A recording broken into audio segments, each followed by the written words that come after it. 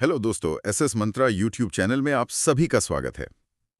आज हम एक ऐसी कहानी पर बात करने वाले हैं जो हम सबने किताबों में पढ़ी तो है, पर उस नज़रिए से शायद ही कभी देखी हो। हाँ, और देखिए हमारा मकसद सिर्फ बोरिंग वाले लेक्चर्स देना नहीं है। बिल्कुल नहीं। जरा सोचिए, एक ऐसा अजय साम्राज्य जिसका कहते हैं ना कि सूरज कभी नहीं डूबता था, उसे सिर्फ नेताओं के भाषणों ने घुटनों पर नहीं लाया। सही बात है। उसे उन आम लोगों ने झुकाया जिन्होंने रातों रात अपनी समानांतर सरकारें यानी पैरेलल गवर्नमेंट्स खड़ी कर दी थी। एग्जैक्टली और उनकी अपनी ही सेना ने, मेरा मतलब है नौसेना ने, जब बगावत का झंडा बुलंद किया ना, तो वो बुरी तरह डर गए थे। तो इस सेशन में हम सिर्फ तारीखें नहीं रटने वाले हैं। हाँ, हम भारतीय स्वतंत्रता संग्राम के उस पॉलिटिकल चेस को, यानी उस राजनीतिक शतरंज को डीकोड करेंगे जिसने इस देश का भविष्य तय किया। और इस शतरंज के खेल को समझने के लिए ना हमारे पास आज एक बहुत ही शानदार सोर्स मटेरियल है। वैसे एक बात है, हम इस डीप डाइव में इतिहास को वैसे ही नहीं पढ़ेंगे जैसे भारी भरकम किताबों में होता है। बिल्कुल नहीं, हम विजुअल मैप्स और फ्लो चार्ट्स के जरिए इसको कवर करेंगे। क्योंकि देखिए, मनोवैज्ञानिक तौर पर यानी साइकोलॉजिकली हमारा दिमाग ना पैराग्राफ्स को जल्दी भूल जाता है। हाँ, ये तो है। पढ़ने बैठे और नींद आने लगती है। राइट। पर अगर हम घटनाओं को एक कॉज एंड इफेक्ट के पैटर्न में यानी कारण और परिणाम के हिसाब से पिरो देना, तो वो एक परमानेंट मेमोरी बन जाती है, दिमाग में छप जाती है। सही कहा आपने। और इसी अप्रोच को हमारे आज के सोर्स में बहुत ही बेहतरीन ढंग से बताया गया है। चर्चा शुरू करने से पहले मैं चाहूंगा कि आप उस कोट का जिक्र जरूर करें जो नोट्स के शुरू में है। हाँ, जरूर। जैसे कि शिवांश मिश्रा सर ने अपने नोट्स की शुरुआत में ही बहुत खूब कहा है कि मंजिलें उन्हीं को मिलती हैं जिनके सपनों में जान होती है। पंखों से कुछ नहीं होता, हौसलों से उड़ान होती है। वाह। बिल्कुल। और शिवांश मिश्रा सर का ये स्पष्ट मानना है कि इतिहास को रटना नहीं है, उसके पीछे जो ताकतें काम कर रही ना उनको समझना है। तो चलिए सीधे चलते हैं 1885 से 1916 के उस कालखंड में जिसे उदय और दरार का दौर कहा गया है। उदय और दरार। हाँ, और हमारे नोट्स में इसे याद रखने की एक मास्टर ट्रिक भी दी गई है, मैं बताता हूँ। 85 में कांग्रेस आई, 05 में बंगाल बंटवाई, 06 में मुस्लिम साथ आए, 07 में सूरत में मुंह भुलाए और 16 में होम में आकर लखनऊ में फिर हाथ मिलाए। अरे वाह, ये तो बहुत कैची है ना? हाँ। अब अगर मैं आपसे पूछूं कि 1885 में कांग्रेस की स्थापना के पीछे जो एक थियरी है ना, सेफ्टी वाल्व थियरी, क्या वो वाकई इतनी सिंपल थी? देखिए, सिंपल दिखने के बावजूद ना ये एक बहुत ही सोची समझी ब्रिटिश चाल थी। अच्छा, वो कैसे?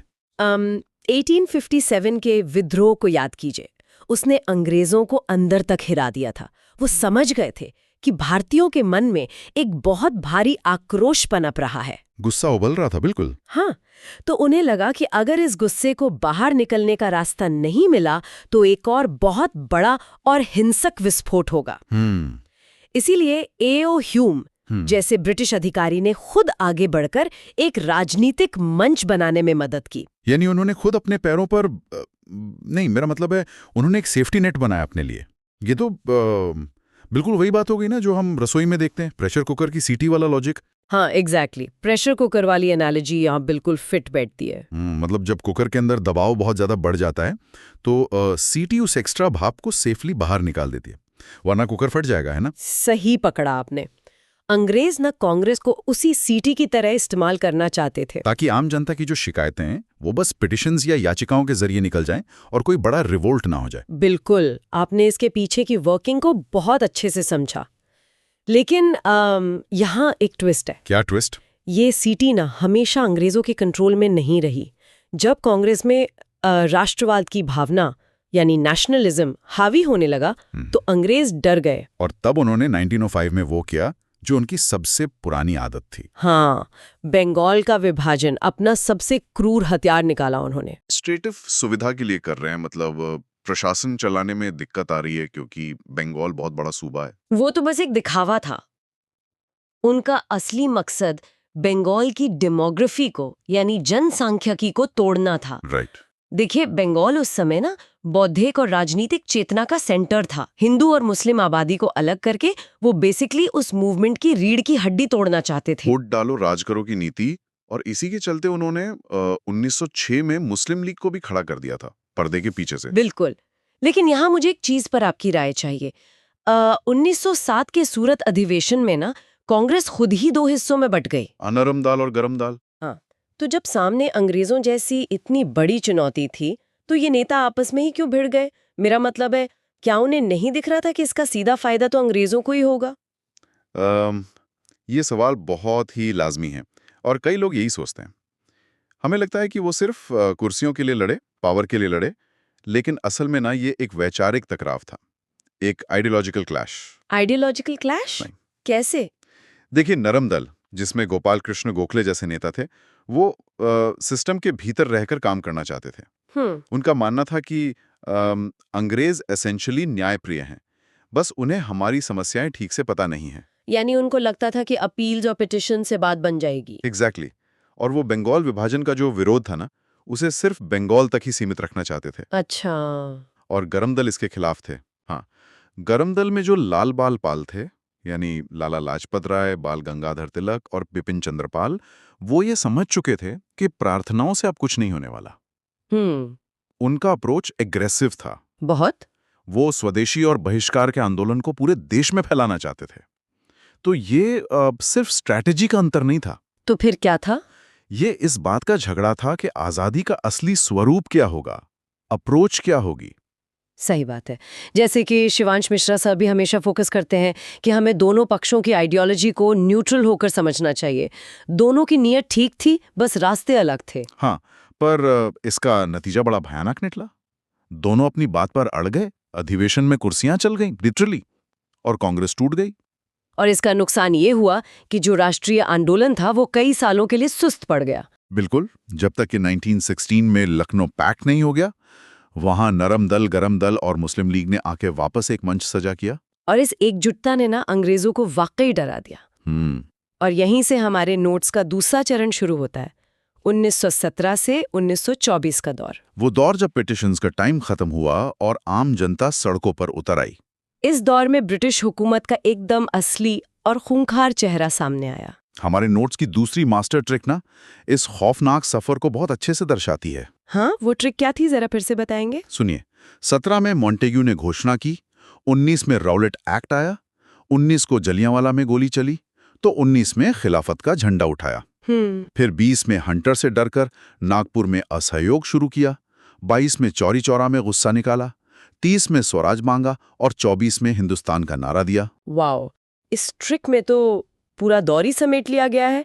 1919 का जो राउलेट एक्ट है, जिसे हम काला कानून भी कहते हैं, इसके पीछे की असली कानूनी धांधली थी क्या? देखिए, राउलेट एक्ट नाम कोई नॉर्मल सा कानून नहीं था। ये नागरिक अधिकारों का मर्डर था एक तरह से। इसे ऐसे समझिए, इसका स्लोगन ही बन गया था, नो दलील, नो अपील, नो वकील। बाप रे। अंग्रेजों ने जो हेबियस कॉर्पस का राइट होता है ना, बंदी प्रत्यक्षीकरण, उसको कंप्लीटली खत्म कर दिया था। यानी किसी को भी उठाकर अंदर कर दो। हाँ, किसी भी भारतीय को महज शक के आधार पर बिना कोई मुकदमा चलाए अनलिमिटेड टाइम के लिए जेल में ठूस सकते थे वो। ये तो सीधे सीधे पॉलिटिकल डिसेंट को कुचलने का तरीका था। बिल्कुल। और इसी दमनकारी कानून का शांतिपूर्ण विरोध कर रहे थे लोग अमृतसर में, जलियांवाला बाग में। हाँ, 13 अप्रैल 1919। हाँ। और वहां उन निहत्थे लोगों पर जनरल डायर ने अंधाधुंध गोलियां चलवा दी। बहुत ही दर्दनाक घटना थी वो। और सबसे ज्यादा गुस्सा आने वाली बात तो ये थी कि उस नरसंहार के बाद जब हंटर कमेटी बनाई गई जांच के लिए, तो उन्होंने सिर्फ लीपापोती की। सिर्फ लीपापोती नहीं की, उन्होंने जनरल डायर को सजा देने के बजाय उसे लंदन में सम्मानित किया गया। ये तो जले पर नमक छिड़कना हो गया।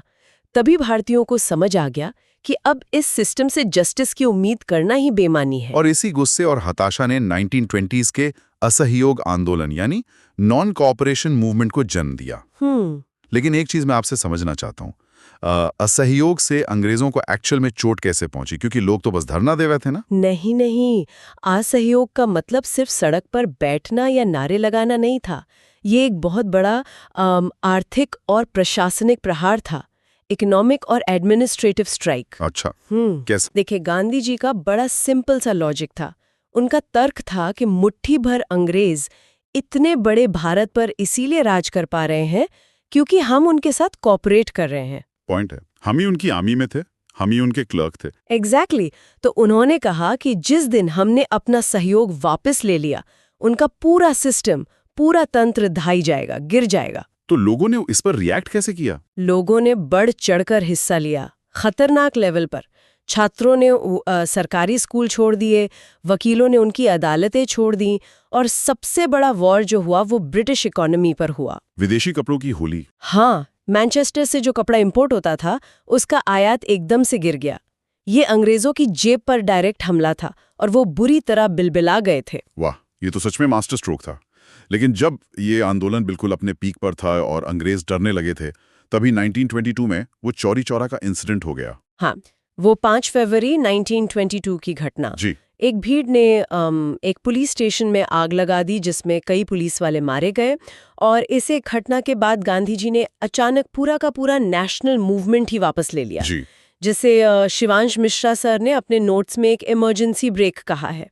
बहुत ही सटीक टर्म है ये। Emergency brake? हाँ, नाम तो सटीक है, पर एक बात बताइए, एक पुलिस स्टेशन जलने पर पूरे देश की आज़ादी की लड़ाई को बीच में ही रोक देना, क्या ये कुछ ज्यादा एक्सट्रीम रिएक्शन नहीं था? लोगों का तो खून खौल रहा होगा उस वक्त। बिल्कुल, लोग बुरी तरह भड़के थे। बड़े बड़े नेता भी एकदम हैरान और परेशान थे इस डिसीजन से। जवाहरलाल नेहरू हों या सुभाष चंद्र बोस, सब शॉक में थे। तो फिर उन्होंने ऐसा किया क्यों?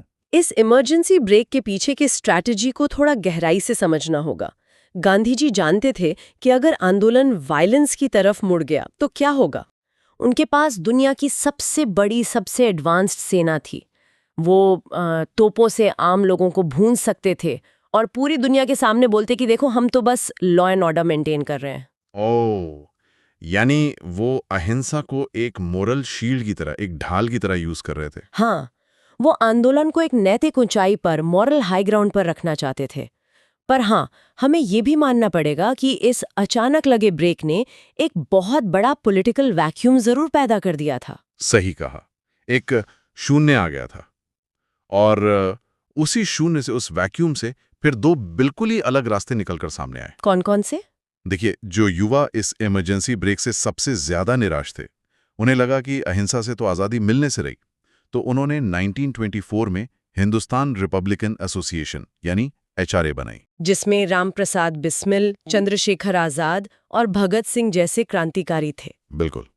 इन्होंने तय किया कि अब अगर इन बहरे अंग्रेजों को सुनाना है तो धमाके की जरूरत पड़ेगी। ये तो एक रास्ता हुआ। दूसरा रास्ता क्या था? दूसरी तरफ थे CR दास और मोतीलाल नेहरू। इन्होंने 1923 में एक अलग पार्टी बनाई जिसका नाम था स्वराज पार्टी।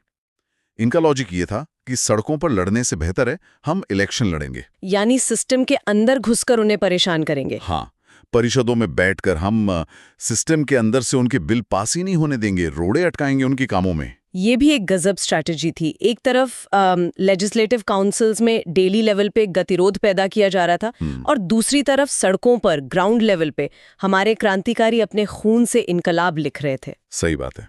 और इसी माहौल में हम अगले दौर में एंटर करते हैं 1927 से 1934 का फेज, जहां से पूर्ण स्वराज की नींव पड़ी। और इसी दौर में अंग्रेजों ने एक बहुत बड़ी ब्लंडर कर दी थी, साइमन कमीशन भेजकर। अरे हाँ, 1927-28 का वो साइमन कमीशन, जिसके आते ही पूरे देश में साइमन गो बैक के नारे गूंजने लगे थे, काले झंडे दिखाए गए थे उन्हें। बिल्कुल। लेकिन इतना तीखा विरोध क्यों था? क्या उसकी वजह सिर्फ ये थी कि उस कमीशन में कोई इंडियन नहीं था, या कोई और भी डीपर रीजन था इसके पीछे? देखिए, ये ना सिर्फ रिप्रेजेंटेशन या प्रतिनिधित्व का मामला नहीं था, ये एक पूरे राष्ट्र के स्वाभिमान पे सीधा प्रहार था। स्वाभिमान पर प्रहार कैसे? साइमन कमीशन दरअसल ये तय करने आया था कि आगे चलकर भारत का पॉलिटिकल फ्यूचर कैसा होगा, भारत का संविधान यानी कॉन्स्टिट्यूशन कैसा बनेगा। और उस कमीशन में जो सातों के सातों मेंबर थे, वो सब के सब गोरे थे, अंग्रेज थे। इसका सीधा सा मैसेज ये था भारतीयों के लिए कि भाई, अंग्रेजों की नजर में कोई एक भी इंडियन इस काबिल नहीं है जो अपने ही देश के संविधान बनाने की प्रोसेस में शामिल हो सके। वाह, ये तो सच में नस्लीय अहंकार यानी रेशियल एरोगेंस की इंतहा थी। हाँ, और आपको क्या लगता है, भारतीयों ने इस अहंकार का चुपचाप तमाशा देखा? नहीं, उन्होंने बहुत ही करारा जवाब दिया। उन्होंने 1928 में अपनी खुद की रिपोर्ट तैयार कर दी, जिसे हम नेहरू रिपोर्ट कहते हैं ना। बिल्कुल, ये भारतीयों द्वारा अपना खुद का कॉन्स्टिट्यूशन ड्राफ्ट करने का पहला बड़ा सीरियस अटेम्प्ट था।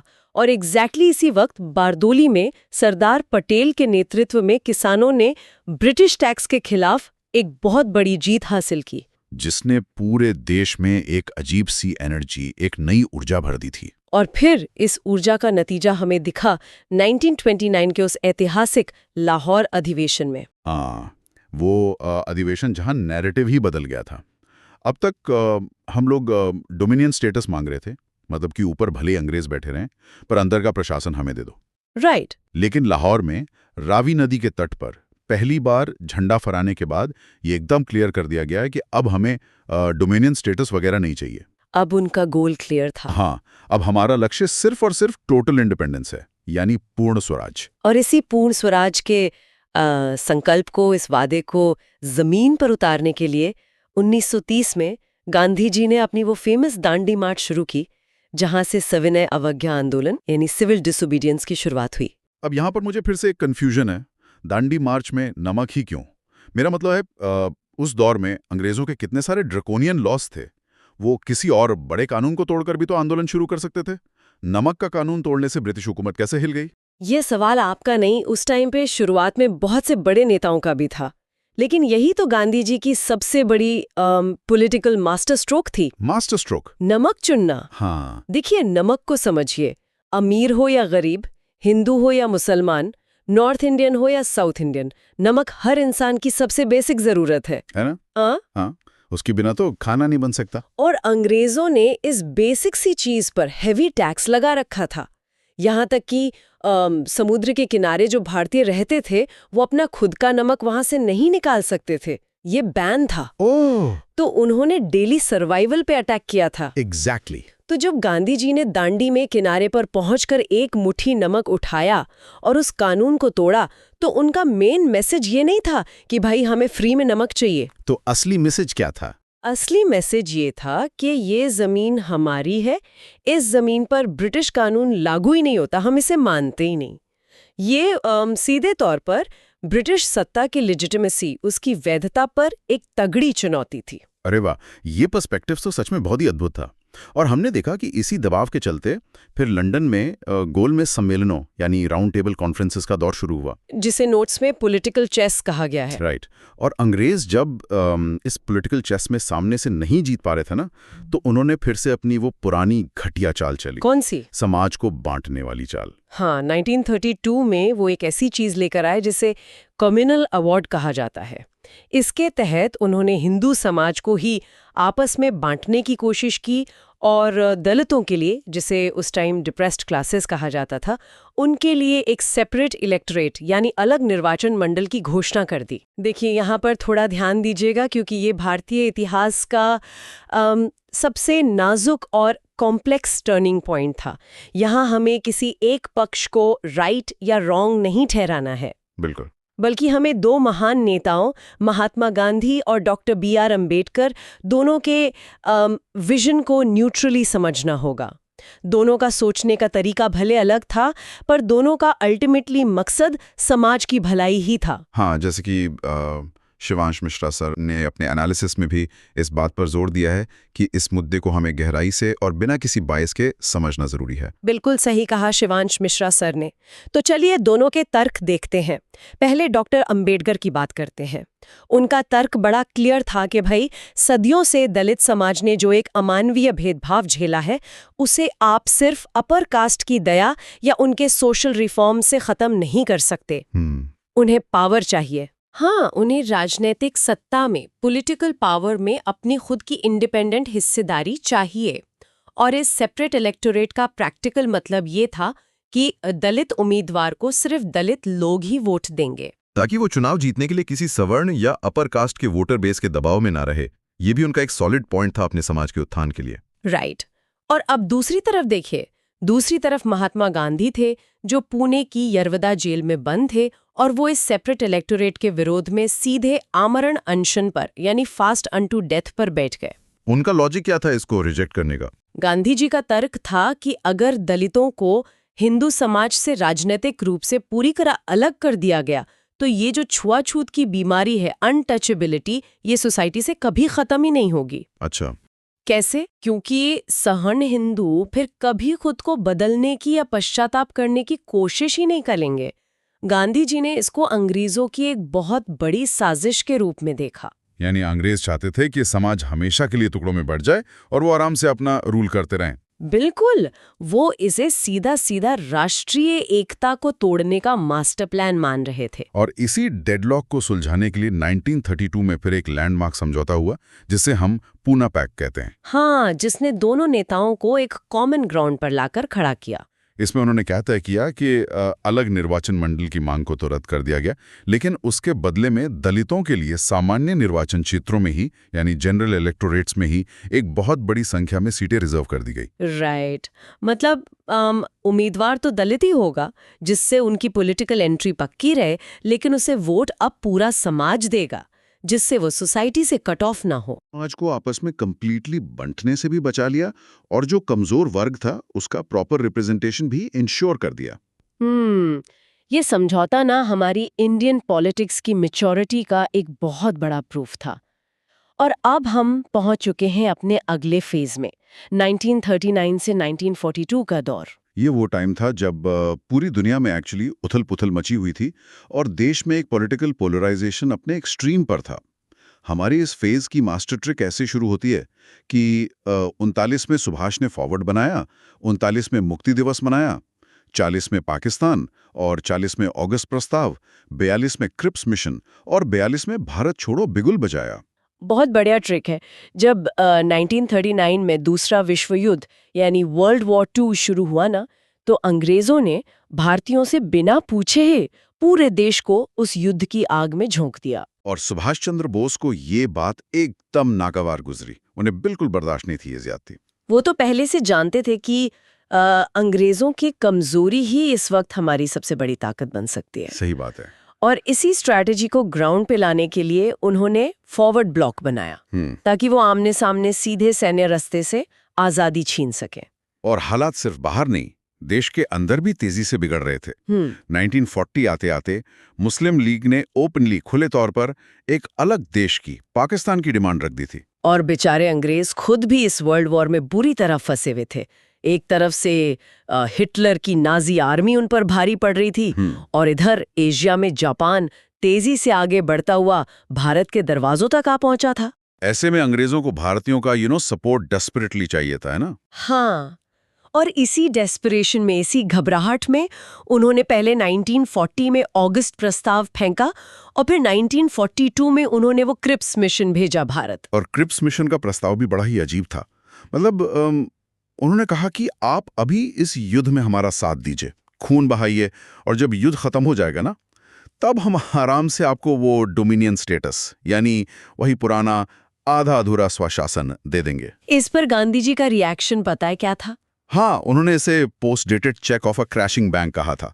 इसे अगर हम थोड़ा सिंपल एग्जाम्पल से समझें तो ये बिल्कुल ऐसी बात हो गई कि देखिए, सामने एक दुकान है जो कल दिवालिया होकर कंप्लीटली बंद होने वाली है ना? और उस दुकान का ओनर आज आपको खुश करने के लिए अगले साल का एक डिस्काउंट कूपन पकड़ा दे।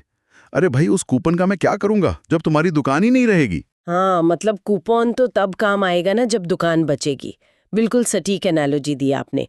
और भारतीयों का जो धैर्य था ना, उनका जो सब्र था, वो अब क्रिप्स मिशन की इस नाकामी के बाद पूरी तरह से टूट चुका था।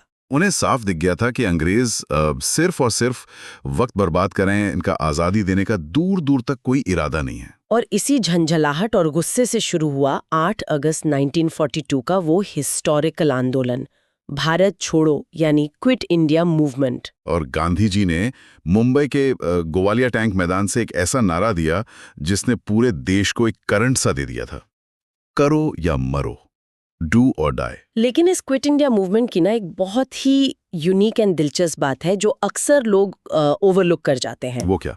जैसे ही ये करो या मरो का नारा दिया गया, अंग्रेजों ने तुरंत उसी रात एक ऑपरेशन 0 आवर चलाया। अच्छा, और उस ऑपरेशन के तहत उन्होंने रातों रात कांग्रेस के लगभग सभी टॉप नेताओं को उठाकर जेल में ठूस दिया। वेट, अगर सारे बड़े और एक्सपीरियंस नेता एक ही रात में जेल में डाल दिए गए थे तो उसके आगे ये आंदोलन इतना विशाल, इतना एग्रेसिव कैसे बन गया? इसको ग्राउंड पर लीड कौन कर रहा था? यही तो इस आंदोलन की सबसे बड़ी खासियत थी। ये कंप्लीटली एक लीडरलेस मूवमेंट बन गया था। जब ऊपर का नेतृत्व यानी लीडरशिप गायब हो गई तो इस देश की आम जनता ही उस वैक्यूम को भरने के लिए खुद नेता बन गई। वाह, आम लोगों ने चार्ज ले लिया। बिल्कुल। अरुणा आसफ अली, उषा मेहता जैसी युवा महिलाओं ने अंडरग्राउंड रहकर सीक्रेट रेडियो स्टेशंस चलाए और लोगों तक मैसेज पहुंचाए। और सबसे कमाल की बात बताऊं, हाँ, बताइए। देश के कई हिस्सों में, जैसे यूपी के बलिया में, महाराष्ट्र के सतारा में और बंगाल के तमलुक में, लोगों ने प्रॉपर समानांतर सरकारें या पैरेलल गवर्नमेंट्स बना ली थी। एक मिनट, पैरेलल गवर्नमेंट्स, ये समानांतर सरकारें असल में जमीन पर काम कैसे करती थी? क्या वो सच में अंग्रेजों के सामने अपना अलग प्रशासन चला रहे थे? हाँ, एकदम। आम लोगों ने एक्चुअली अपनी खुद की न्याय पंचायतें खड़ी कर ली। लोगों ने सीधे तौर पर अंग्रेजों को कोई भी टैक्स देना बंद कर दिया। ओह, उन्होंने ब्रिटिश अदालतों का कंप्लीट बहिष्कार किया और उनके पुलिस स्टेशंस के पैरेलल अपना पुलिसिंग सिस्टम स्टार्ट कर दिया। बलिया में तो चित्तू पांडे जी के नेतृत्व में एक पॉइंट पर आकर ब्रिटिश राज का नामो निशानी मिट गया था कुछ दिनों के लिए। अरे वाह! इन समानांतर सरकारों ने अंग्रेजों को आईना दिखा दिया कि देखो, हम इंडियन अपना प्रशासन खुद चलाने में प्रैक्टिकली पूरी तरह सक्षम हैं। हमें अब तुम्हारी कोई जरूरत नहीं है। और इसी के साथ हम एंटर करते हैं अपने इस चर्चा के अंतिम चरण में, 1945 से 1951 का फेज। ये वो दौर था जिसने लिटरली ब्रिटिश राज के ताबूत में आखिरी कील ठोकने का काम किया।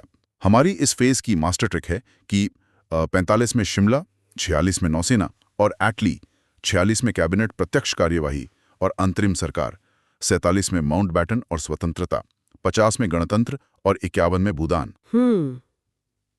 लेकिन इस पूरे फेज में जो घटना सबसे ज्यादा ध्यान खींचती है वो है 1946 का नौसेरा विद्रोह, जिसे नेवल म्यूटिनी भी कहते हैं। उस बगावत को द फेटल ब्लो यानी अंग्रेजों पर सबसे घातक प्रहार क्यों कहा जाता है? इसका कारण बड़ा ऑब्वियस है। देखिए, कोई भी साम्राज्य, चाहे उसमें कितनी भी वेल्थ हो, वो आखिर में सिर्फ और सिर्फ अपनी सेना और अपने हथियारों के दम पर ही राज करता है। सही बात है, पावर हमेशा गन से आती है ऐसी सिचुएशंस में। हाँ, तो राजनेताओं के पीसफुल धरनों से या हड़तालों से तो अंग्रेज फिर भी निपट लेते थे, लेकिन 18 फरवरी 1946 को जो हुआ उसने उन्हें झकझोर दिया। HMIS तलवार नाम के एक नेवल जहाज पर भारतीय नौसैनिकों ने खराब खाने और ओपनली नस्लीय भेदभाव के खिलाफ सीधे बगावत कर दी। ओह, उन्होंने जहाजों पर ब्रिटिश झंडा उतारकर हमारा तिरंगा लहरा दिया था ना? बिल्कुल। और देखते ही देखते ये बगावत आग की तरह मुंबई पोर्ट से शुरू होकर कराची तक के नेवल बेसिस में फैल गई। जब ब्रिटिश हुकूमत की रक्षा करने वाली अपनी ही इंपीरियल सेना ने अपनी बंदूकें उन्हीं ब्रिटिश ऑफिसर्स के सीने पर तान दी तो लंदन में बैठे ब्रिटिश प्राइम मिनिस्टर क्लेमेंट एटली को रियलिटी हिट कर गई। उन्हें समझ आ गया कि अब गेम ओवर हो चुका है, अब सैन्य बल पर भारतीयों को दबाकर रखना स्ट्रिक्टली इम्पॉसिबल है। लेकिन ये जो अंग्रेजों के जाने का पावर ट्रांसफर का प्रोसेस था, ये शांतिपूर्ण तो बिल्कुल नहीं रहा। हालात बदतर थे। 1946 में जो कैबिनेट मिशन आया पावर ट्रांसफर के प्लान के साथ, वो फेल हो गया और फिर मुस्लिम लीग ने डायरेक्ट एक्शन डे यानी प्रत्यक्ष कार्यवाही दिवस का ऐलान कर दिया, जिसने पूरे देश को एक भयानक कम्युनल रायट्स यानी सांप्रदायिक दंगों की आग में झोंक दिया।